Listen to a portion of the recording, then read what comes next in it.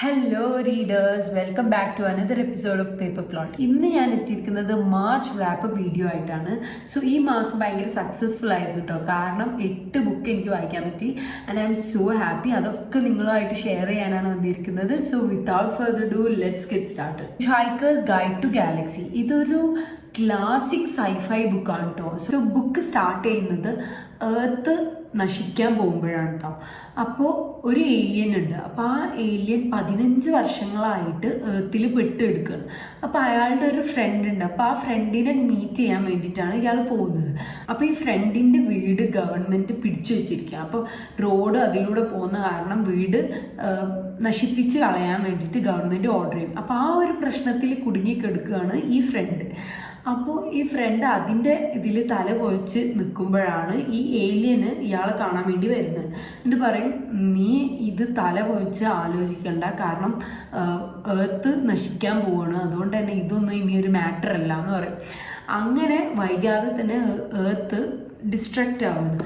അപ്പോൾ ഈ എർത്ത് നശിപ്പിക്കാൻ വേണ്ടി വന്നവരുടെ ഷട്ടിൽ സ്പേസിൽ തന്നെയാണ് ഇവർ രണ്ടുപേരും രക്ഷപ്പെടുന്നത്. അങ്ങനെ കുറച്ച് കഴിയുമ്പോൾ ഈ ഷട്ടിൽ സ്പേസിലുള്ളവർക്ക് മനസ്സിലാവും 2 പേര് വലിഞ്ഞു കയറിയിട്ടുണ്ട്. അപ്പോൾ ആ വലിഞ്ഞു കയറിയവരെ ഇജക്റ്റ് ചെയ്യാമെന്ന് പറഞ്ഞിട്ട് 2 പേര് പിന്നെ ഇജക്റ്റ് ചെയ്യണം. അപ്പോൾ അവർ വിചാരിക്കും അവരിപ്പോൾ മരിക്കുന്നു. പക്ഷെ അപ്പോഴാണ് അൺഎക്സ്പെക്റ്റഡ് ആയിട്ട് വേറൊരു ഷട്ടിൽ സ്പേസ് വന്നിട്ട് അവരെ രക്ഷിക്കുന്നത്. അപ്പോൾ അതിൽ ഓൾറെഡി 2 പാസഞ്ചേഴ്സ് ആണുള്ളത്. അപ്പോൾ ഇവരെല്ലാവരും കൂടെ കൂടിയിട്ട് 4 പാസഞ്ചേഴ്സ്. അപ്പോൾ ഈ ബുക്കിൽ ഇവർ എക്സ്പ്ലോർ ചെയ്യാൻ പോകുന്നത് ഒരു പ്ലാനറ്റ് ഉണ്ട്. കുറേ കാലങ്ങളായിട്ട് ആ പ്ലാനറ്റ് ലൈവ് ആണോ എന്ന് തന്നെ ആർക്കും അറിയില്ല. അവിടെ ആരെങ്കിലും ഉണ്ടോ, അവിടെ ആരെങ്കിലും ജീവിച്ചിരിപ്പുണ്ടോ എന്നൊന്നും അറിയില്ല. അപ്പോൾ ഒരുപാട് കാലങ്ങളായിട്ട് ഒരു അനക്കവും ഇല്ലാത്ത ഈ പ്ലാനറ്റ് ആണ് അവർ എക്സ്പ്ലോർ ചെയ്യാൻ പോകുന്നത്. അപ്പോൾ ഈ ബുക്ക് ഒരുപാട് പാർട്സ് ആണ്. അപ്പോൾ ഫസ്റ്റ് പാർട്സിൽ ഇവർ 4 പേരും എക്സ്പ്ലോർ ചെയ്യാൻ പോകുന്നത് ഈ പ്ലാനറ്റാണ്. അങ്ങനെ ഓരോ ബുക്കിലും ഇവർ എക്സ്പ്ലോർ ചെയ്യുന്ന ഡിഫറെൻറ്റ് കാര്യങ്ങളാണ്. ഈ ബുക്ക് സ്യൂട്ടബിൾ ആവുന്നത് ശരിക്കും സ്പേസ് ഭയങ്കരമായിട്ട് എൻജോയ് ചെയ്യുന്ന ആൾക്കാരാണ്. കാരണം ഇത് കംപ്ലീറ്റ്ലി സ്പേസ് റിലേറ്റഡ് ആണ്. എനിക്ക് സ്പേസിനെ പറ്റിയൊക്കെ വായിക്കാൻ ഭയങ്കര ഇൻട്രസ്റ്റ് ആണ്. അതുപോലെ തന്നെ സ്പേസിലെ അഡ്വഞ്ചേഴ്സ്, ഗാലക്സിയിലുള്ള അഡ്വഞ്ചേഴ്സ് ഒക്കെ ഇഷ്ടമാണെന്നുണ്ടെങ്കിൽ എന്തായാലും ഈ ബുക്ക് നിങ്ങൾക്ക് ഇഷ്ടമാവും. ഇത് ഭയങ്കര ഫണ്ണി ആയിട്ടാണ് കേട്ടോ എഴുതിയിരിക്കുന്നത്. ആൻഡ് നമ്മൾ വായിക്കുമ്പോൾ തന്നെ ശരിക്കും ചില ഡയലോഗ്സ് ഒക്കെ ഭയങ്കര ഫണ്ണിയാണ്. ബട്ട് എന്നെ ഇതുവരെ ഒരു ബുക്ക് പൊട്ടിച്ചിരിപ്പിച്ചിട്ടില്ല. ഇത് വായിക്കുമ്പോൾ ശരിക്കും എനിക്കൊരു ഇങ്ങനെ ഒരു ചിരി വന്നിരുന്നു, അത്രേ എനിക്ക് വന്നിട്ടുള്ളൂ. The next one is flicker in the dark. ക്ലോയിയുടെ ഫാദർ ഒരു സീരിയൽ കില്ലറാണ്. ഒരുപാട് വർഷങ്ങൾക്ക് മുമ്പ് ക്ലോയിയുടെ ടൗണിൽ നിന്ന് 6 ഗേൾസ് മിസ്സിങ് ആവും. അപ്പോൾ ക്ലോയിയുടെ ഒരു ഏജ് ഗ്രൂപ്പിൽ വരുന്ന 6 ഗേൾസ് ആണ് മിസ്സാവുന്നത്. അങ്ങനെ ഇൻവെസ്റ്റിഗേഷൻ നടന്ന് അവസാനം ഇത് ക്ലോയിയുടെ ഫാദറിലേക്കാണ് എത്തുക. അപ്പോൾ ഇവരുടെ കുറച്ച് ബിലോങ്ങിങ്സ് ആണ് എവിഡൻസ് ആയിട്ട് അന്ന് കിട്ടിയിട്ടുണ്ടാവുക. After so many years now Chloe ഒരു തെറാപ്പിസ്റ്റ് ആണ്. അപ്പോൾ വീണ്ടും ഇതുപോലെ 2 ഗേൾസ് മിസ്സാവും. അതിൽ ഒരാൾ ശരിക്കും ക്ലോയിയുടെ പേഷ്യൻ്റ് കൂടിയാണ്. അപ്പോൾ ഇതൊക്കെ കൂടി നടക്കുമ്പോൾ ശരിക്കും ക്ലോയ്ക്ക് തോന്നും എന്തൊക്കെയോ ക്ലോയിനെ ബേസ് ചെയ്തിട്ട് പിൻ പോയിന്റ് ചെയ്ത് ചെയ്യുന്ന പോലെ അവൾ അച്ഛൻ കുറ്റകൃത്യങ്ങൾ ചെയ്ത അതേ സ്റ്റൈലിലാണ് ഈ പുതിയ കില്ലറും ചെയ്യുന്നത്. സോ അവൾക്ക് തോന്നും ഇതൊരു കോപ്പി ക്യാറ്റ് മർഡർ ആണ്.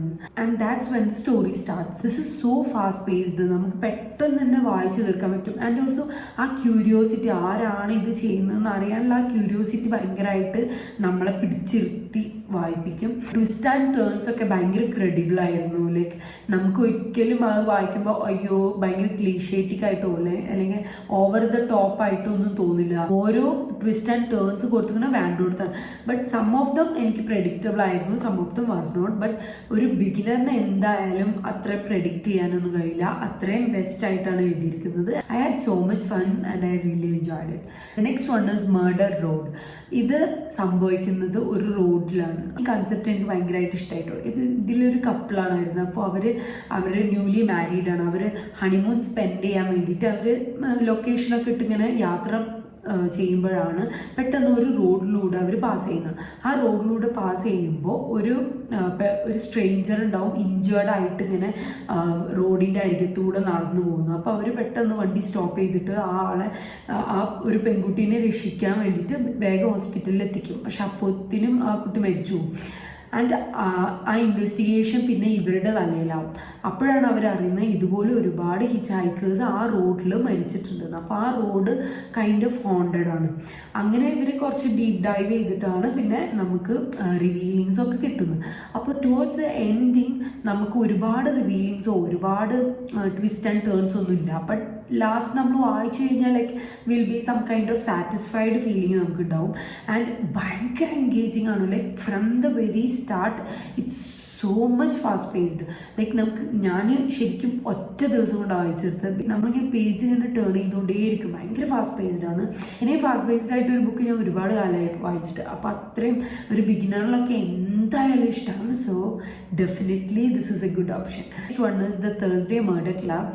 ഇത് സെറ്റ് ചെയ്തിരിക്കുന്ന ഒരു ലോക്കൽ ടൗണിലാണ്. അവിടെ താമസിക്കുന്ന 4 പേരാണ് ഈ ബുക്കിലെ മെയിൻ കഥാപാത്രങ്ങളായിട്ട് വരുന്നത്.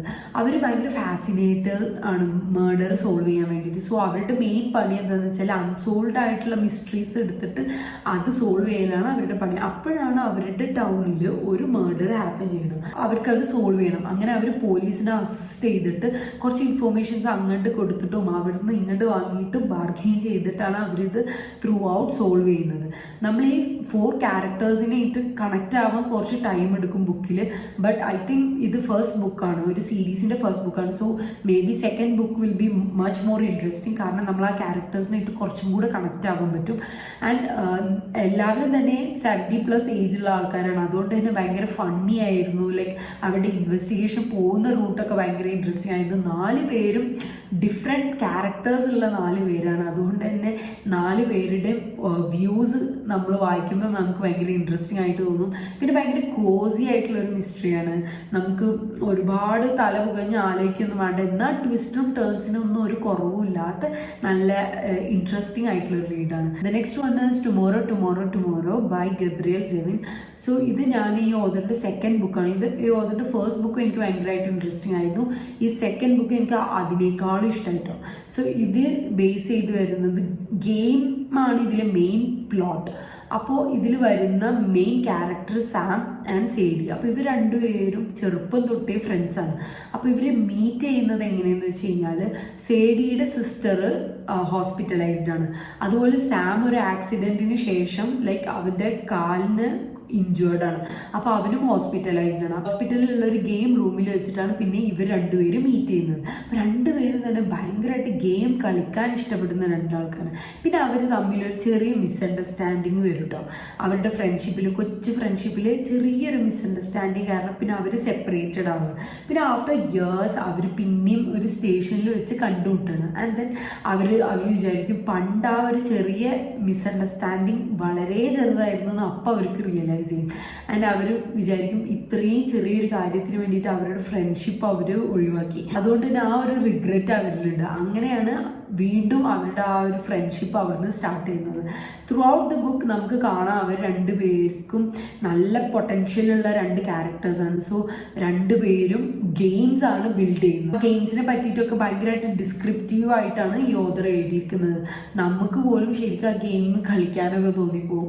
ആൻഡ് ഓൾസോ ആ 2 ക്യാരക്ടർ എങ്ങനെയാണ് ഓവർ ദ ഇയേഴ്സ് അവരുടെ ഫ്രണ്ട്ഷിപ്പ്, അവരുടെ റിലേഷൻഷിപ്പ്, അവർ കൊച്ചു കൊച്ചു പിണക്കങ്ങൾ പിന്നെ എല്ലാം തന്നെ ഉണ്ട്. ശരിക്കും ഭയങ്കര ഡീപ്പായിട്ടാണ് എഴുതിയിരിക്കുന്നത്. ലൈക്ക് ഈ ക്യാരക്ടേഴ്സ് ആണ് ഈ കഥ കൊണ്ടുപോകുന്നത്. സോ നമ്മൾ ആ ക്യാരക്ടേഴ്സിനായിട്ട് ഭയങ്കരമായിട്ട് കണക്റ്റഡ് ആയി പോകും. ബട്ട് ഇതിൻ്റെ ഒരു നെഗറ്റീവ് പറയുകയാണെങ്കിൽ ശരിക്കും ഈ ഓഥർ എഴുതിയിരിക്കുന്നത് ഭയങ്കര ഫ്ലോഡ് ആയിട്ടുള്ള ക്യാരക്ടറാണ്. ലൈക്ക് സാമിന് ഒരുപാട് തെറ്റുകളുണ്ട്, ഈ സേഡിക്ക് ഒരുപാട് തെറ്റുകളുണ്ട്. ചില സമയത്ത് എനിക്ക് സാമിനെ വായിക്കുമ്പോൾ ഭയങ്കര ഇറിറ്റേറ്റിംഗ് ആയി തോന്നും. അതേപോലെ തന്നെ സേഡിനെ വായിക്കുമ്പോൾ ഭയങ്കര ഇറിറ്റേറ്റിംഗ് ആയി തോന്നും. 2 പേര് എന്താണ് കാട്ടുന്നതെന്ന് പോലും ചിലപ്പോൾ തോന്നിപ്പോകും. ബട്ട് പിന്നെയും നമുക്ക് അവർ 2 പേരും ഒന്നിക്കണം തന്നെയാണ് തോന്നുന്നത്. ആൻഡ് അവർ തമ്മിലൊരു റൊമാൻസ് കൈൻഡ് ഓഫ് റിലേഷൻഷിപ്പ് അല്ല, ഭയങ്കര പ്യോർ നല്ല ഫ്രണ്ട്ഷിപ്പാണ്. ആൻഡ് അതാണ് എനിക്ക് ഭയങ്കരമായിട്ട് വേറെ ഇൻട്രസ്റ്റിംഗ് ആയി തോന്നിയത്. ബിക്കോസ് 2 പേരും വേറെ വേറെയുള്ള ആൾക്കാരെയാണ് ബുക്കിൽ ഡേറ്റ് ചെയ്യുന്നത്. ബട്ട് അവർ 2 പേരും ത്രൂ ഔട്ട് നല്ല ഫ്രണ്ട്സാണ്. One is Aadujeevitham by Benyamin. അപ്പോൾ ഇതൊരു റീഡ് ആയിരുന്നു. ഞാൻ കുറേ വർഷങ്ങൾക്ക് മുന്നേ വായിച്ചതായിരുന്നു ബുക്ക്. ഇതിനെപ്പറ്റി ഞാൻ ഓൾറെഡി ഒരു ഡീറ്റെയിൽഡ് വീഡിയോ ചെയ്തിട്ടുണ്ട് ആൻഡ് ഓൾസോ ഈ ഷോർട്ട് ചെയ്തിട്ടുണ്ട്. സോ അതുകൊണ്ട് തന്നെ എനിക്ക് ഒരുപാട് ഡീപ്പായിട്ട് പോകണ്ട. ഇതൊരു സാധാരണക്കാരനായ ഒരു പ്രവാസിയുടെ സ്റ്റോറിയാണ് നജീബ്. അപ്പോൾ നജീബിന് ഒരു ഓപ്പർച്യൂണിറ്റി കിട്ടുകയാണ് പുറം നാട്ടിലേക്ക് പോകാൻ വേണ്ടിയിട്ട്. അപ്പോൾ അവൻ്റെ ഒരുപാട് കഷ്ടപ്പാടും അവനക്ക് ഒരുപാട് കടങ്ങളൊക്കെ ഉണ്ട്. അപ്പോൾ അതൊക്കെ വീട്ടാൻ വേണ്ടിയിട്ട് അവന് നല്ലൊരു ഓപ്പർച്യൂണിറ്റി കിട്ടുകയാണ്. അങ്ങനെ അവൻ ആ അറബി നാട്ടിലേക്ക് പോകുമ്പോൾ അവനക്ക് ശരിക്കും അവിടെയുള്ള ഭാഷയോ അവിടെയുള്ള ആൾക്കാരെ ഒന്നും തന്നെ അറിയില്ല. അങ്ങനെ അവൻ്റെ അർബാബ് അവനെ ഒരു മസേറയിലോട്ടാണ് കൊണ്ടുപോകുന്നത്. അതിനുശേഷം പിന്നെ അവിടെ അവനൊരു ആട് മേയ്ക്കുന്ന ആളായിട്ടാണ് ജോലി കിട്ടുന്നത്. ഭയങ്കര പ്രയാസങ്ങൾ, ഭയങ്കര കഷ്ടപ്പാടുകളായിരിക്കും പിന്നെയുള്ള അവൻ്റെ ആ 3 വർഷങ്ങൾ. ആ 3 വർഷമുള്ള ഒരു സർവൈവൽ സ്റ്റോറിയാണ് ഈ ബുക്കിൽ എഴുതിയിരിക്കുന്നത്. ഭയങ്കര ഇമ്പാക്ട്ഫുൾ ആയിട്ടുള്ളൊരു റീഡാണ്. ലൈക്ക് ഞാൻ ഇന്ന് പറയുന്ന എല്ലാ ബുക്സിൻ്റെ ഇമോഷണൽ സ്റ്റേറ്റ് എടുത്താലും ഈ ബുക്കിന് എത്രത്തോളം വരില്ല. ബിക്കോസ് അത്രയും വിഷമത്തോടു കൂടിയാണ് ഇത്. അത്രയും നമ്മൾ വായിച്ചു കഴിഞ്ഞാൽ ശരിക്കും നമ്മൾ വിഷമിച്ചു പോവും. പിന്നെ സ്റ്റാർട്ടിങ് മുതൽ എൻഡ് വരെ ഭയങ്കര സങ്കടത്തിലാണ് ഇത് ബെന്യാമിൻ എഴുതിയിരിക്കുന്നത്. ആൻഡ് ചില സീൻസൊക്കെ വായിച്ചു കഴിഞ്ഞാൽ ശരിക്കും ടിയേർഡ് ആവും. സോ ഈ ബുക്ക് എല്ലാവരും തന്നെ വായിക്കേണ്ട ഒരു ബുക്കാണ്. എല്ലാവരും പ്രവാസികളെ പറ്റി അറിയാൻ വേണ്ടിയിട്ട്, പണ്ട് കാലത്ത് ഇങ്ങനെയൊക്കെ സംഭവിച്ചിരുന്നു അല്ലെങ്കിൽ ഇങ്ങനെയൊക്കെയുള്ള ആൾക്കാർ നമ്മളുടെ ഇടയിൽ ഉണ്ടായിരുന്നു എന്നൊക്കെ അറിയാൻ വേണ്ടിയിട്ട് നല്ലൊരു ഇൻഫോർമേഷൻ തരുന്ന ഒരു ബുക്കും കൂടിയാണ്. സോ എന്തായാലും വായിക്കണം. ഇതുവരെ എനിക്കറിയില്ല ഇതാരെങ്കിലും വായിക്കാത്തതുണ്ടോയെന്ന്. ഇതുവരെ വായിച്ചിട്ടില്ലെങ്കിൽ എന്തായാലും പോയി വായിക്കേണ്ട ഒരു ബുക്കും കൂടിയാണ്. So definitely check it out. The next one is Babel by R.F. Kuang. So R.F. Kuang എൻ്റെ ഫേവറേറ്റ് ഓതറാണ്. കാരണം ഭയങ്കര അടിപൊളിയായിട്ടാണ് ആ ആളെ എഴുതാറ്. അത്രയും പൊട്ടൻഷ്യലും അത്രയും അടിപൊളിയായിട്ടാണ് അവൾ നോവൽ എഴുതാറ്. ആൻഡ് ഇതും അതിൽ നിന്നൊരു മാറ്റവും തന്നെ ഇല്ല. അപ്പോൾ ഇത് സംഭവിക്കുന്നത് ഒരു ചൈനയിലെ ഒരു ടൗണിൽ ഭയങ്കര കോളറ പിടിപെട്ട് ഒരു ബോയ് മരിക്കാൻ കിടക്കുമ്പോൾ ഒരു പ്രൊഫസർ വന്നിട്ട് അവനെ രക്ഷിച്ച് കൊണ്ടുവരുന്നു. അങ്ങനെ അവൻ്റെ പേരാണ് റോബിൻ. അങ്ങനെ അവനെ കൊണ്ടുവരുന്നത് ഇംഗ്ലണ്ടിലോട്ടാണ്. അങ്ങനെ അവിടുന്ന് അവനെ ട്രെയിൻ ചെയ്യിപ്പിച്ച്, അവന് പഠിക്കാൻ ഭയങ്കര ആഗ്രഹമുള്ള ഒരു കുട്ടിയായിരുന്നു. അങ്ങനെ അവനെ ഒരുപാട് ട്രെയിൻ ചെയ്യിപ്പിച്ച് അവനോട് ആകെ ഈ പ്രൊഫസർ ആവശ്യപ്പെടുന്നത് ഒറ്റ കാര്യമാണ്, അവൻ്റെ കമ്മിറ്റ്മെൻറ്റ്, പഠിക്കാനുള്ള അവൻ്റെ കമ്മിറ്റ്മെൻറ്റ്. അതിന് പകരമായിട്ട് അവന് ഷെൽട്ടർ ഉണ്ട്, ഫുഡ് കൊടുക്കും, എഡ്യൂക്കേഷൻ കൊടുക്കും, ഈ 3 കൊടുക്കും. അപ്പോൾ അവൻ ഭയങ്കര ഹാപ്പിയാണ്. ബിക്കോസ് അത്രയും പഠിക്കാൻ ആഗ്രഹമുള്ള ഒരു കുട്ടിയായിരുന്നു. അങ്ങനെ അവൻ ഇംഗ്ലണ്ടിലോട്ട് വന്നതിന് ശേഷം യൂണിവേഴ്സിറ്റി ഓഫ് ഓക്സ്ഫോർഡിൽ ഉള്ള ഒരു ബേബൽ ഇൻസ്റ്റിറ്റ്യൂട്ട് ഓഫ് ട്രാൻസ്ലേഷൻ്റെ ഒരു ഇൻസ്റ്റിറ്റ്യൂട്ടാണ് ഈ ബേബൽ. അവിടേക്ക് അഡ്മിഷൻ കിട്ടുകയാണ്. അവിടെ അവൻ ചേർന്നതിന് ശേഷം അവൻ്റെ കൂടെ 2-3 കുട്ടികളുണ്ട്. അപ്പോൾ അവരൊക്കെ തന്നെ ഇതുപോലെ പഠിക്കാൻ ആഗ്രഹമുള്ള വേറെ നാട്ടിൽ നിന്ന്, ഓരോ നാട്ടിൻ്റെ കോണറിൽ നിന്ന് വരുന്ന കുട്ടികളാണ്. അവരെ ഇട്ട് പിന്നെ അവൻ നന്നായിട്ട് സിങ്ക് ആവട്ടോ. ലൈക്ക് ആ 4 ക്യാരക്ടേഴ്സും 4 പേരും ഭയങ്കരമായിട്ട് സിങ്ക് ആവും. നല്ലൊരു ഫ്രണ്ട്ഷിപ്പ് അവരുടെ ഇടയിലുണ്ടാവും. അങ്ങനെ അവൻ ഹാപ്പിയായി പഠിച്ചുകൊണ്ടിരിക്കുമ്പോഴാണ് അവന് ഹേം സൊസൈറ്റീനെ പറ്റി കേൾക്കുന്നത്. അവൻ്റെ വിധി അവരുമായിട്ട് ചെറുതായിട്ട് കൂട്ടിമുട്ടുകയാണ്. അപ്പോൾ ഈ ഹേം സൊസൈറ്റി എന്താണെന്ന് വെച്ച് കഴിഞ്ഞാൽ ഈ ബേബലിൻ്റെ റെസിസ്റ്റൻസ് ആയിട്ട് വർക്ക് ചെയ്യുന്നതാണ് ഈ ഹേം സൊസൈറ്റി. അപ്പോൾ ഈ ഹേം സൊസൈറ്റീൻ്റെ കാര്യങ്ങൾ കേൾക്കുമ്പോൾ ശരിക്കും അവൻ കൺഫ്യൂസ്ഡ് ആവും. കാരണം ഈ ബേബൽ ചെയ്യുന്നത് ശരിയാണോ, അതോ ഇവർ ചെയ്യുന്നത് കൊളോണിയലിസം ആണോ, കാരണം ഇംഗ്ലണ്ട് വളരാൻ വേണ്ടിയിട്ട് ആണോ ഇതൊക്കെ നടക്കുന്നത് എന്നൊക്കെ അവൻ ചിന്തിച്ചു പോകും. പിന്നെ ഇതിൽ വരുന്ന വേൾഡ് ബിൽഡിംഗ് സിൽവർ ആണ്. അപ്പോൾ സിൽവർ ഉള്ളവർക്കാണ് ഒരുപാട് പവർ. അങ്ങനെയാണ് സിൽവർ വെച്ചിട്ട് മാജിക് ചെയ്യാം. അപ്പോൾ ഈ സിൽവർ ഉപയോഗിക്കണം എന്നുണ്ടെങ്കിൽ ഓരോ ലാംഗ്വേജിൻ്റെ ട്രാൻസ്ലേഷൻസും അറിയണം. അപ്പോൾ ഒരു ഡിഫറെൻറ്റ് ലാംഗ്വേജസ് അറിയണം. പിന്നെ അതിൻ്റെ ഒറിജിൻ അറിയണം. അതുകൊണ്ടാണ് ബേബലാണ് മെയിനായിട്ട് ഈ മാജിക്ക് കൊടുക്കുന്ന, ഈ സിൽവറിൻ്റെ മെയിനായിട്ടുള്ള ഇത് നടക്കുന്നത് ബേബലിൽ വെച്ചിട്ടാണ്. അപ്പോൾ അതുകൊണ്ടാണ് ഇവർ ഇത്രയും ഇമ്പോർട്ടൻറ്റ്. അപ്പോൾ ഈ ബേബൽ ചെയ്യുന്നത് ശരിയാണോ, പിന്നെ ബേബൽ കൊളോണിയൽസും സപ്പോർട്ട് ചെയ്യുന്നുണ്ടോ എന്നൊക്കെ അവന് അറിയുന്നത് പിന്നെ ഈ ഹേം സൊസൈറ്റിയിൽ നിന്നാണ്. പിന്നെ അങ്ങനെയാണ് സ്റ്റോറി സ്റ്റാർട്ട് ചെയ്യുന്നത്. ഇതൊരു 500+ ഉള്ളൊരു ബുക്കാണ്. അത്രയും തിക്കായിട്ടുള്ളൊരു ബുക്കാണ്. അതുകൊണ്ട് തന്നെ ശരിക്കും ഇതൊരു കമ്മിറ്റ്മെൻ്റ് ആണ് കേട്ടോ. ഇത് അങ്ങനെ ഇങ്ങനെ വെറുതെ വായിക്കാൻ പറ്റില്ല. അത്രയും വായിക്കാൻ ഹംഗ്രി ആയിട്ടുള്ള ആൾക്കാർക്ക് ഇത് കമ്മിറ്റ് ചെയ്യാൻ പറ്റുള്ളൂ. ലൈക്ക് ടുവേർഡ്സ് ദ മിഡിലൊക്കെ ഭയങ്കര ബോറിംഗ് ആണ്. ഒരുപാട് ഇൻഫോർമേഷൻസ് ഈ R.F. Kuang ഡംപ് ചെയ്തിട്ടുണ്ട്.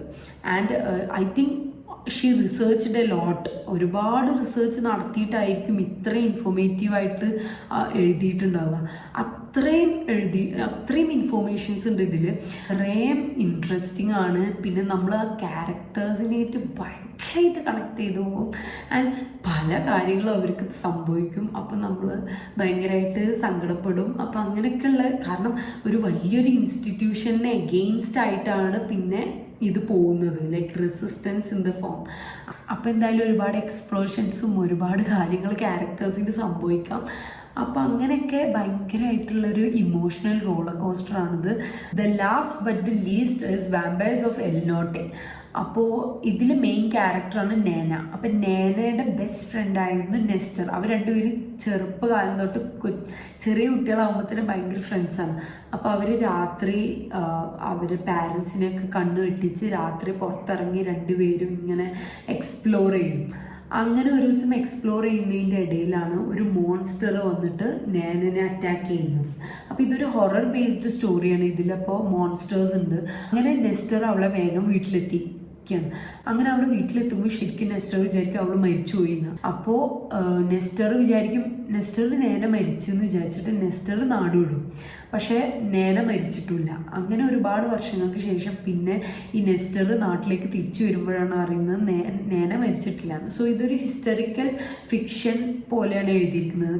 ഒരുപാട് പഴയ ഹിസ്റ്ററിക്കൽ രീതിയിലാണ് എഴുതിയിരിക്കുന്നത്. അതുകൊണ്ട് തന്നെ അന്ന് കമ്മ്യൂണിക്കേറ്റ് ചെയ്യാൻ ലെറ്റേഴ്സ് മാത്രമേ ഉണ്ടായിരുന്നുള്ളൂ. അതുകൊണ്ട് തന്നെ അവൻ അറിയണില്ല, അവൻ നേനനെ പറ്റി ചോദിക്കുന്നില്ല. നേനക്ക് പറ്റിയത് അവൻ കാരണം എന്നുള്ളൊരു ഗിൽട്ട് അവൻ്റെ ഉള്ളിൽ ഉണ്ടായതുകൊണ്ട് തന്നെ. അവളൊരു നേഴ്സ് പോലത്തെ ഒരു ഫിഗറാണ്, ലൈക്ക് എല്ലാവരെയും കെയർ ചെയ്യുന്ന.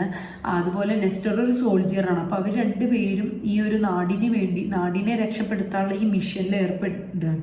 അങ്ങനെ അവർ തമ്മിലുള്ള ആ ഒരു കണക്ഷൻ വീണ്ടും ഫോം ചെയ്യുകയാണ്. പിന്നെ അതിലൂടെ അവർ മോൺസ്റ്റേഴ്സിനെ ഒക്കെ അവരുടെ നാടിനെ മോൺസ്റ്റേഴ്സിൽ നിന്നിട്ട് രക്ഷപ്പെടുത്തും. സോ അതാണ് സ്റ്റോറി വരുന്നത്. ശരിക്കും പറഞ്ഞാൽ എനിക്കിത് അത്രയും ഇഷ്ടപ്പെട്ടില്ല. ബട്ട് വായിക്കുമ്പോൾ രണ്ടുപേരും ക്യാരക്ടേഴ്സും അവർ തമ്മിലുള്ള റിലേഷൻഷിപ്പും ഭയങ്കര ഇൻട്രസ്റ്റിംഗ് ആയിരുന്നു. പക്ഷേ ഒരു ഹൊറർ ബുക്കാണിത്. അപ്പോൾ ഒരു ഹൊറർ ബേസിൽ നോക്കുകയാണെന്നുണ്ടെങ്കിൽ കാര്യമായിട്ട് ഒന്നുമില്ല. ഈ കുറച്ച് മോൺസ്റ്റേഴ്സും പിന്നെ അവരെ കൊല്ലുന്നതും അതൊക്കെ തന്നെ ഉള്ളൂ. പക്ഷേ റിലേഷൻഷിപ്പും ക്യാരക്ടറൊക്കെ വെച്ച് നോക്കുകയാണെങ്കിൽ നല്ല രസമുണ്ട്. ബട്ട് ഞാൻ ഒരു ഹൊറർ ബുക്ക് വായിക്കുമ്പോൾ ശരിക്കും എക്സ്പെക്ട് ചെയ്യുന്നത് ഹൊറർ റിലേറ്റഡ് കാര്യങ്ങളാണ്. അതൊന്നും തന്നെ ഇതിലധികം ഇല്ല. അപ്പോൾ അതുകൊണ്ട് തന്നെ എനിക്കൊരു ഡിസപ്പോയിൻറ്റിങ് റീഡായിരുന്നു. The next one is Eleanor Oliphant is completely fine. അപ്പോൾ ഇതിൽ മെയിൻ ക്യാരക്ടർ എലനോർ ഒരു നട്ട് കേസാണ് കേട്ടോ. ലൈക്ക് ഒരു മെൻ്റൽ എന്നൊക്കെ പറയാം, നമുക്ക് ഒരു പൊട്ടത്തി. അവൾക്ക് എങ്ങനെയാണ് ചില സാഹചര്യങ്ങളിൽ പെരുമാറേണ്ടതെന്ന് അറിയില്ല. അപ്പോൾ അതുകൊണ്ട് തന്നെ സൊസൈറ്റിയൊക്കെ അവൾ എപ്പോഴും അവോയ്ഡ് ചെയ്യും. അവൾക്ക് ആകെ അറിയുന്ന അവൾക്കൊരു റുട്ടീനുണ്ട്. മൺഡേ എന്തായിരിക്കും ചെയ്യേണ്ടത്, ട്യൂസ്ഡേ എങ്ങനെ, തേഴ്സ്ഡേ എങ്ങനെ, അങ്ങനെ അത് ഫോളോ ചെയ്ത് പോകലാണ് അവളുടെ ഒരു രീതി. അപ്പോൾ ഇതിൻ്റെ മെയിൻ റീസൺ എന്താ വെച്ചാൽ അവളുടെ ബോട്ടപ്പാണ്. അവളുടെ മദർ അവളെ വളർത്തിയ സാഹചര്യങ്ങൾ, അവൾക്കുള്ള കുറച്ച് പാസ്റ്റ്. അപ്പോൾ അതാണ് ഇതിൻ്റെ ഒരു കാരണം. അപ്പോൾ അവളുടെ മദർ പ്രിസണിലാണ്. അപ്പോൾ തന്നെ നമുക്ക് വായിക്കുമ്പോൾ തന്നെ മനസ്സിലാവും അവളുടെ മദർ ഒരു വളരെ ബാഡ് ക്യാരക്ടറാണ്. അങ്ങനെ അവളുടെ മദറും അവളും തമ്മിലൊരു ബുധനാഴ്ചയാണ് കോൺവെർസേഷന്, അവർ ഫോണിൽ സംസാരിക്കുന്നത്. ആ സമയത്ത് തന്നെ മദർ ഭയങ്കരമായിട്ട് അവളെ കൺട്രോൾ ചെയ്യാൻ ശ്രമിക്കും. എലനോർ, നീ ഒന്നും ഡിസേർവ് ചെയ്യുന്നില്ല, നീ ഹാപ്പിനെസ് ഡിസേർവ് ചെയ്യുന്നില്ല, നീ ഇങ്ങനെ ചെയ്യാൻ പാടില്ല, അങ്ങനെ ചെയ്യാൻ പാടില്ല എന്നൊക്കെ പറഞ്ഞിട്ട് ഭയങ്കരമായിട്ട് കൺട്രോളിങ് ആണ്. അവളുടെ ലൈഫിൽ വേറെ പുതിയ ക്യാരക്ടേഴ്സ് വരികയാണ്. അതിന് ശേഷമാണ് അവളുടെ ലൈഫിനോട് വേറൊരു ആസ്പെക്റ്റ് വരുന്നത്. അങ്ങനെ പിന്നെ അവളുടെ ഒരു ട്രാൻസ്ഫോർമേഷനാണ്. ലൈക്ക് ഒരു ബാഡ് ക്യാരക്ടറിന്, എല്ലാവരെയും ജഡ്ജ് ചെയ്യുന്ന ഒരു ബാഡ് ക്യാരക്ടറിന് പെട്ടെന്ന് നല്ലൊരു ക്യാരക്ടറിലോട്ടുള്ള ആ ട്രാൻസ്ഫോർമേഷനാണ് ഈ ബുക്കിൽ എഴുതിയിരിക്കുന്നത്. ഭയങ്കര ഇമോഷണലാണ് ഈ ബുക്ക്. ബട്ട് ശരിക്കും എനിക്ക് വായിക്കാൻ ഒരുപാട് ടൈം എടുത്തു. ലൈക്ക് എനിക്കൊരു ബുക്ക് വായിക്കാൻ ഇത്രയും ടൈമൊന്നും എടുക്കാറില്ല. പക്ഷെ ഇത് ഞാൻ ഒരാഴ്ച എടുത്തിട്ടാണ് വായിച്ചത്. ആൻഡ് ബിക്കോസ് ഓഫ് ദാറ്റ് എനിക്ക് പറയാം കുറച്ചൊരു മീഡിയം പേജ്ഡാണ്. അതുകൊണ്ട് തന്നെ ആയിരിക്കാം എനിക്ക് എൻ്റെ ആ ഒരു അറ്റൻഷൻ ഇത് ഗ്രാബ് ചെയ്യുന്നില്ലായിരുന്നു. ബട്ട് സ്റ്റിൽ വായിച്ചു കഴിയുമ്പോൾ ഒരു വർത്ത് റീഡ് ആയിട്ടാണ് തോന്നുന്നത്. സോ അതുകൊണ്ട് തന്നെ എന്തായാലും ഞാൻ റെക്കമെൻഡ് ചെയ്യും, നിങ്ങൾ വായിച്ചു നോക്കുക. ബിക്കോസ് ഇത് നമ്മളെ സൊസൈറ്റിയിലൊക്കെ കാണുന്ന ഓരോ ക്യാരക്ടേഴ്സിൻ്റെ റിഫ്ലക്ഷൻ ആയിട്ടാണ് എഴുതിയിരിക്കുന്നത്. So it was interesting. So നിങ്ങൾക്ക് ഇങ്ങനത്തെ ബുക്കൊക്കെ വായിക്കണം എന്നുണ്ടെങ്കിൽ എന്തായാലും ചെക്കൗട്ട് ചെയ്ത് നോക്കുക. So that's all about the video. നിങ്ങൾ ഇതിൽ ഏതെങ്കിലും ബുക്ക് വായിച്ചിട്ടുണ്ടോ, അല്ലെങ്കിൽ നിങ്ങൾ എന്താണ് മാർച്ചിൽ വായിച്ചതെന്നൊക്കെ നിങ്ങൾ കമൻറ്റ് ചെയ്യുക. ഞാൻ ഈ ചാനലിൽ ബുക്ക് റിലേറ്റഡ് സ്റ്റഫ്സ് ആയിരിക്കും അപ്ലോഡ് ചെയ്യുന്നത്. സോ നിങ്ങൾക്ക് ഈ കോണ്ടന്റ് ഇഷ്ടമാണെന്നുണ്ടെങ്കിൽ സോ എന്തായാലും like, comment, share and subscribe. So I will see you with another video. Till then bye and take care.